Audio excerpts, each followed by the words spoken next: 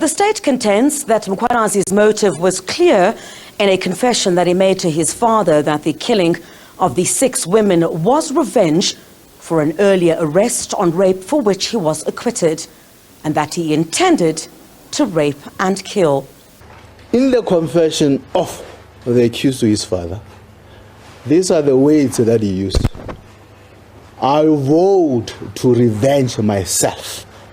I have vowed to revenge myself against the unlawful incarceration when I came out. So, meaning that he planned this, he wanted to revenge himself while he was still in custody. Let's say for a moment and pause and say, let's remove that confession and say, for whatever reason, the court is not considering that. We still have the modus operandi, which the court can deduce from the modus operandi, the manner in which the deceased were killed, that the court can still say this was a planning or premeditated matter. Because it doesn't make sense that an accused will kill 6 people in different days, in similar manner, whereby he was bounding them by tying them on their heads, hands, legs, on the mouth, and still claim that that was not planning. Because if that was not planning, what led him not to stop? While Mkhwanazi's defense is that the sex workers agreed to consensual sex, the state says he raped them and says this was demonstrated by how he planned to silence them by gagging their mouths and tying their feet. The court must look the evidence in its entire totality. And again, I'm going back to my address when I was addressing on the issue of premeditation. Again, if the court is to look at the manner in which this deceased person were bounded, and if one just look at the at this aspect where they were tied on their mouth, just overlook the others on the legs and on their mouth. Why on their mouth?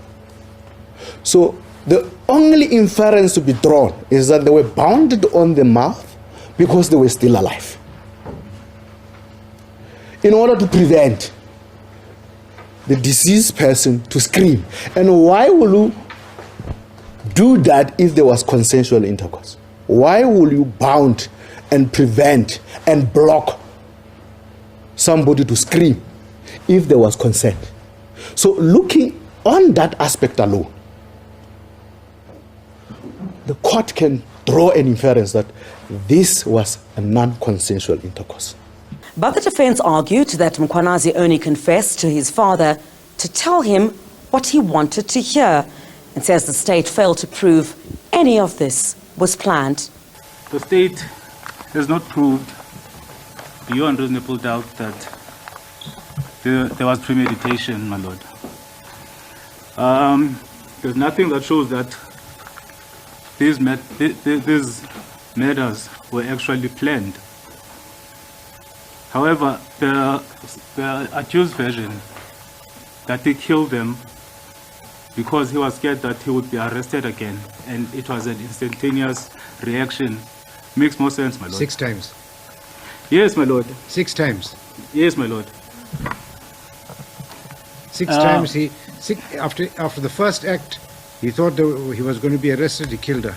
Second time, thought he was going to be arrested, killed her. On every occasion, that's what the accused says. Yes, my lord. In order to evade being arrested for rape, my lord. Perhaps then why didn't you just stay away from these sex workers?